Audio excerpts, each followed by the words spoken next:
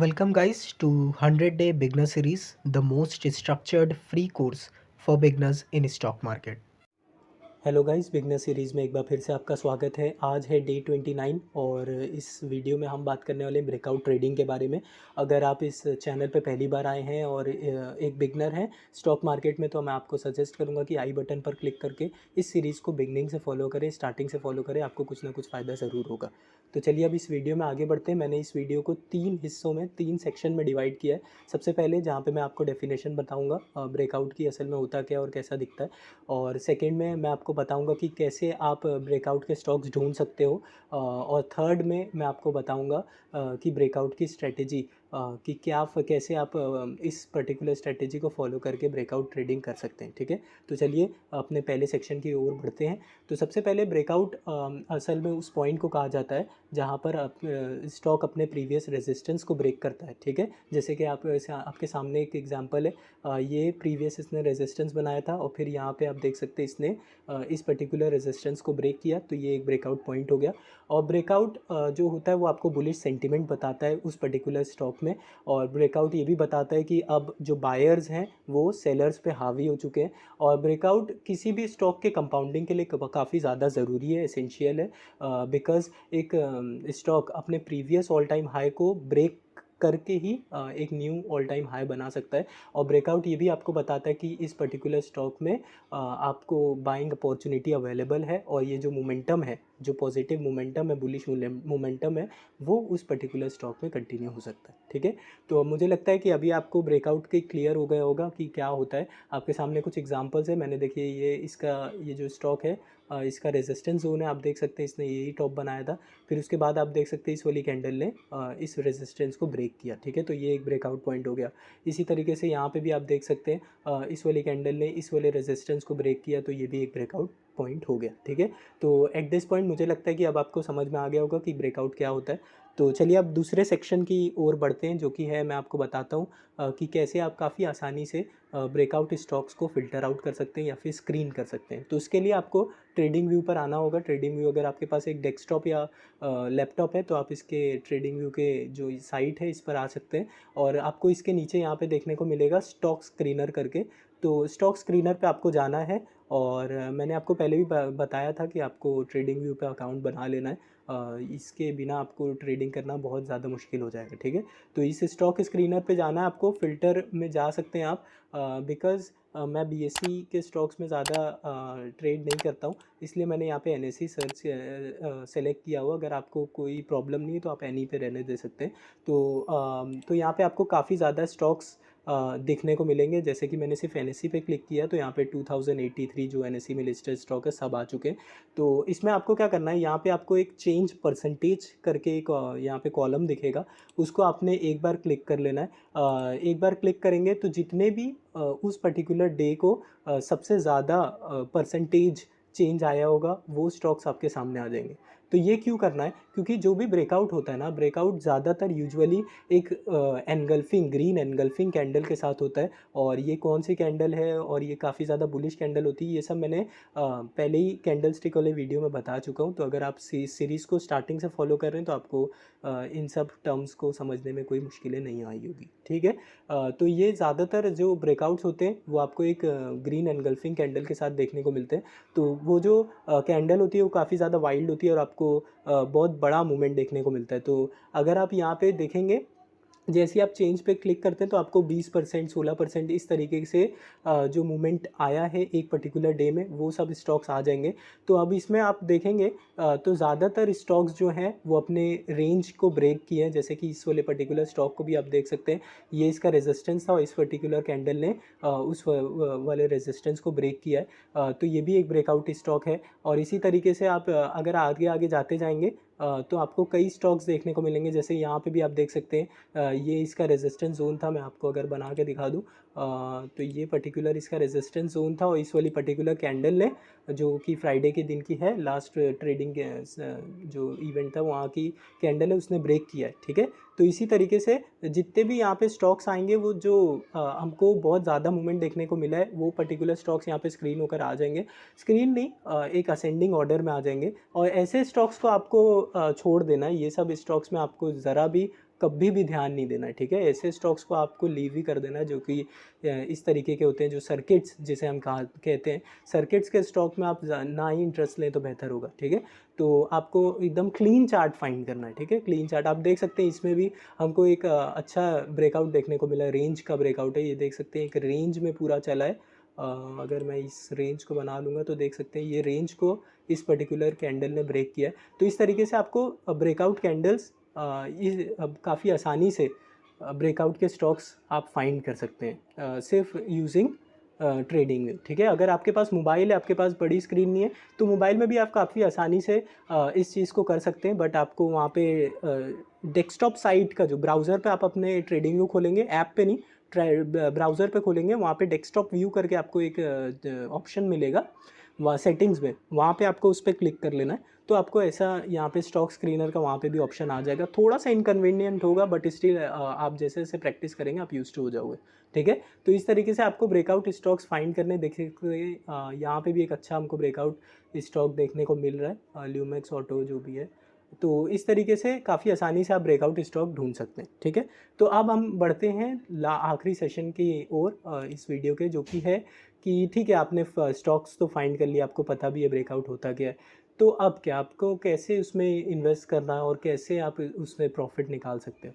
तो इससे पहले कि मैं आपको स्ट्रैटेजी बताऊं ब्रेकआउट की, इससे पहले मैं आपको एक चीज़ बताता हूं कि ब्रेकआउट के बाद असल में होता क्या है, ठीक है। तो ब्रेकआउट के बाद किसी भी स्टॉक में 3 चीज़ें होती हैं।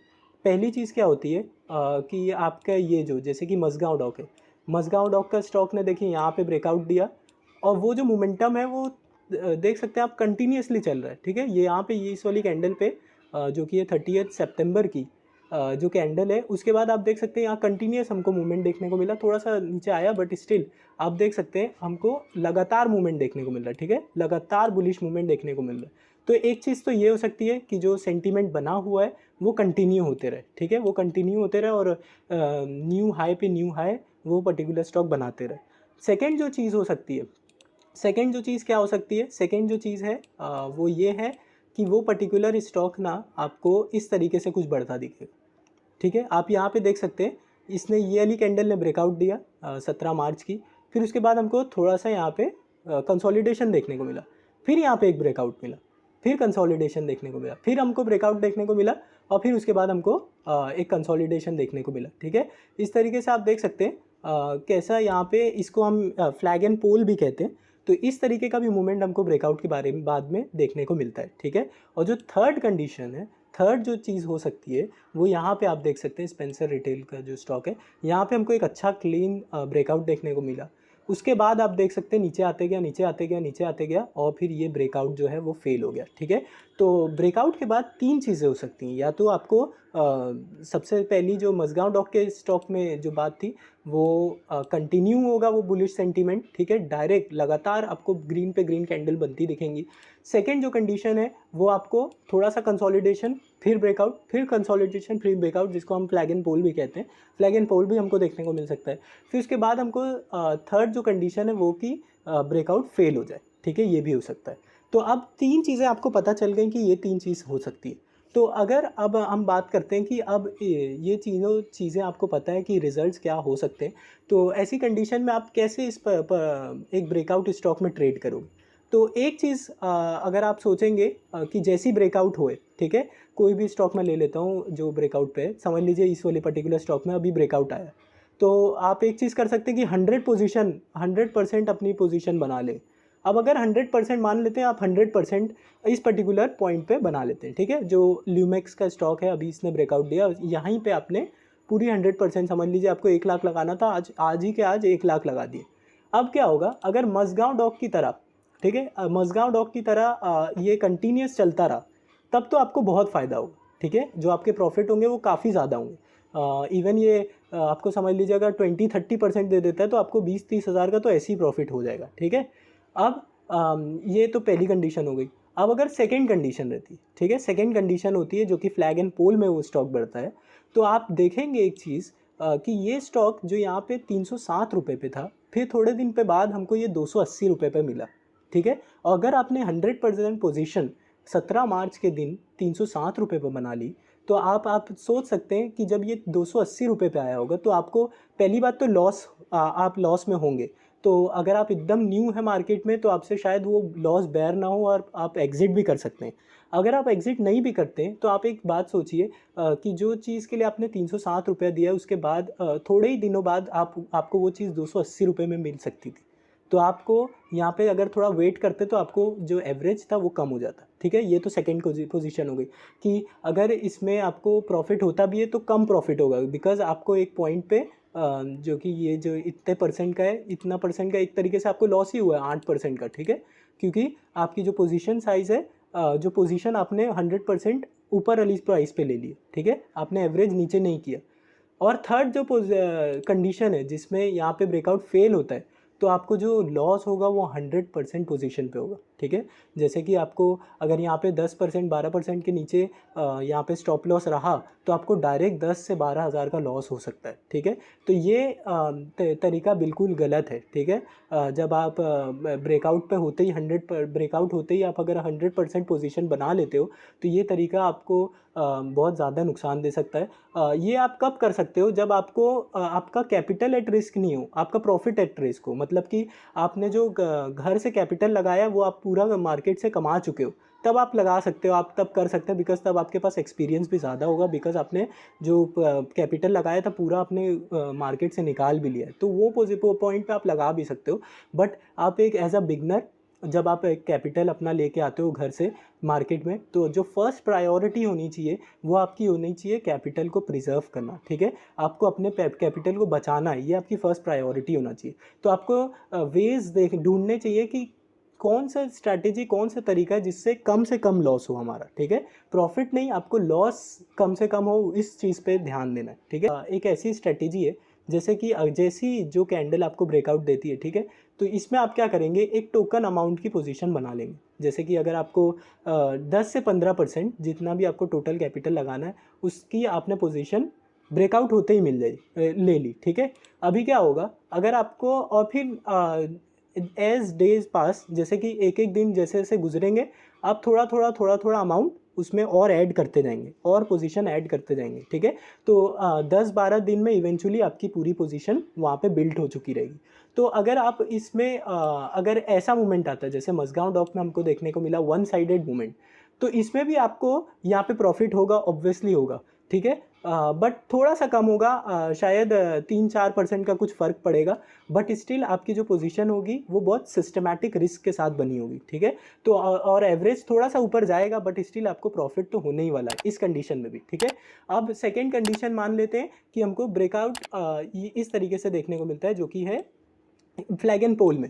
फ्लैग एंड पोल में भी आपको प्रॉफिट होएगा ही, ऑब्वियसली होएगा, और जो आपका जो एवरेज होगा वो उस वाली कंडीशन से कम होगा जहाँ पर अगर आप यहाँ पे 100% पोजीशन ब्रेकआउट पे बना लेते हैं तो। ठीक है, आप धीरे धीरे पोजीशन बनाओगे, धीरे धीरे हर दिन कुछ ना कुछ क्वांटिटी बाय करते रहोगे तो उसका एवरेज साइज ऑब्वियसली नीचे आएगा। ठीक है, तो इस वाली कंडीशन में भी आपको प्रॉफिट होगा और ज़्यादा प्रॉफिट होगा। ठीक है, और थर्ड कंडीशन मान लेते हैं कि अगर ब्रेकआउट फेल हो जाता है, ठीक है, ब्रेकआउट अगर फेल भी हो जाता है तो आपको ऑब्वियसली अगर आप यहाँ पे 10% की पोजीशन बना लिए, फिर नेक्स्ट डे 10% बना लिए, नेक्स्ट डे ऐसा ऐसा कर करके आप पोजीशन बना रहे हैं, तो जैसे जैसे ये स्टॉक नीचे आ रहा है उसका एवरेज भी आपका नीचे आते जाएगा। ठीक है, तो इवेंचुअली जब आपका ब्रेकआउट, आपका जो ये सपोर्ट है वो ब्रेक होता है या फिर आपको स्टॉप लॉस हिट होता है तो आपकी जो पोजीशन साइज होगी वो तो फुल हो गई होगी, बट स्टिल जो एवरेज होगा वो कम का हो जाएगा। ठीक है, अगर आप मान लेते हैं इसका आधा हो जाएगा, जो भी आपका पहले जो जिस पॉइंट पे आपने पोजीशन ली होगी उसका आधा हो चुका रहेगा, आप अगर धीरे धीरे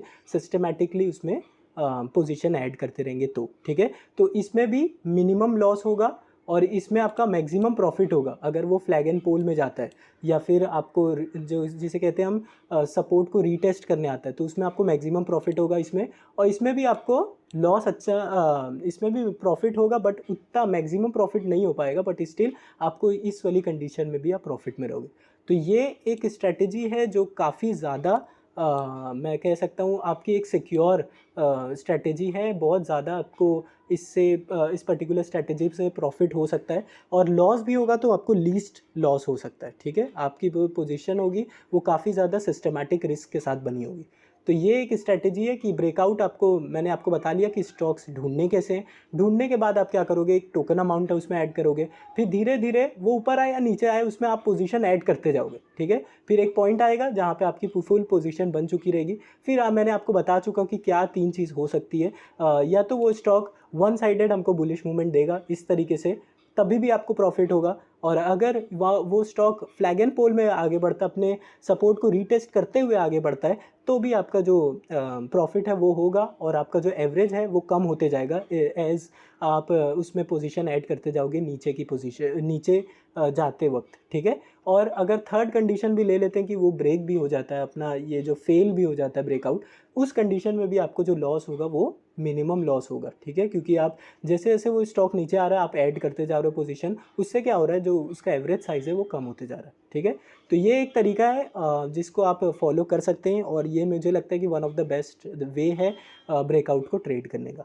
तो ये यही कुछ बताना था। उम्मीद करता हूँ ये वीडियो पसंद आया। थोड़ा सा शायद लंबा हो गया होगा वीडियो, बट चलिए मैं आज के टास्क की बात कर लेता हूँ। तो आज का टास्क यही है कि आपको एटलीस्ट 5 स्टॉक्स, ठीक है, 5 स्टॉक्स जो ब्रेकआउट दे दिए हैं आपको फाइंड करना है और उनके नाम आप कमेंट बॉक्स में यहाँ पे पोस्ट कर सकते हो, ठीक है। तो उम्मीद करता हूँ ये वीडियो पसंद आया। अगर पसंद आया तो प्लीज़ इस वीडियो को लाइक करें, चैनल को सब्सक्राइब करें और अगर एक बिगनर हैं तो इस सीरीज़ से जुड़े रहें, ठीक है। Thank you.